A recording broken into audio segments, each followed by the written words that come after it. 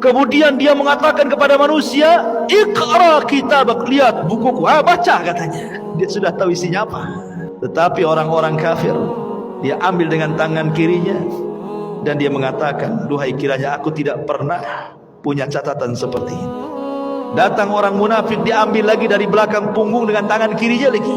Baru setelah itu terjadi mizan, timbangan. Apa yang ditimbang? Amalannya dan catatan yang dibawanya. Faman thaqulat mawazinu fahuwa fi 'ishatir radiyah. Kalau berat timbangan kebaikannya, dia akan mendapatkan kehidupan yang diridhoi oleh Allah. Faman khaffat mawazinu fa ummuhu hawiyah wa ma adraka ma hiya narun hamiyah. Tapi yang kemudian khaffat, ringan kebaikannya, berat pula keburukannya, maka dia masuk ke neraka hawiyah. Baru setelah proses mizan, timbangan, baru kemudian Allah subhanahu wa ta'ala akan datangkan apa? Jahannam. Allah mengatakan waji'a bi jahannam. Pada hari itu akan didatangkan neraka jahannam.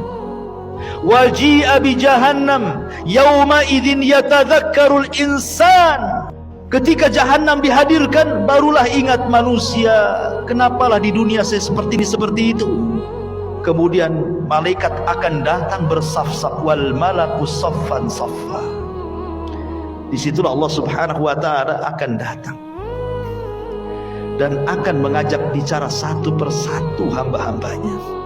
Baru setelah itu titian dibentangkan, jisrun mamdudun fawqa jahannam. Jadi akan diletakkan semacam jisr. Jisr itu jembatan. Yang Nabi SAW katakan tentang masalah jembatan ini, kalau boleh saya ringkas, jembatan ini amat sangat licin. Jembatan ini menggelincirkan.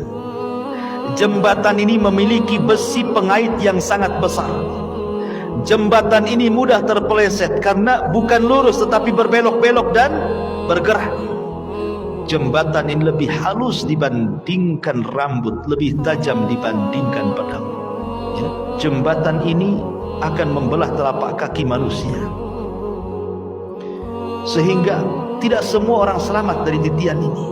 Lah ketika jembatan ini dibentangkan, kemudian Allah mengatakan wasiqal ladzina kafaru ila jahannama zumara.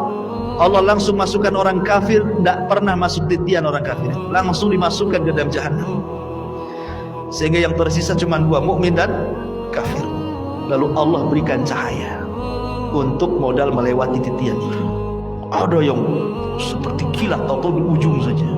Ada yang seperti kuda balap atau di ujung saja. Ada yang seperti pelari kencang atau di ujung saja. Ada yang jalan, ada yang merangkak, ada yang jatuh bangun, begitu seterusnya.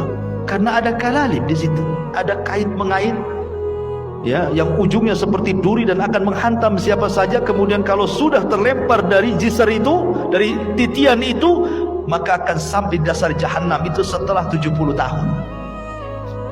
Karena Rasul yang mengatakan ketika ada suara dor gitu kan, Rasul mengatakan di hadapan para sahabat, tahu nggak kamu suara apa itu? Sahabat nggak tahu.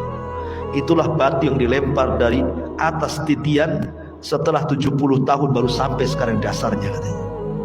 Naudzubillah.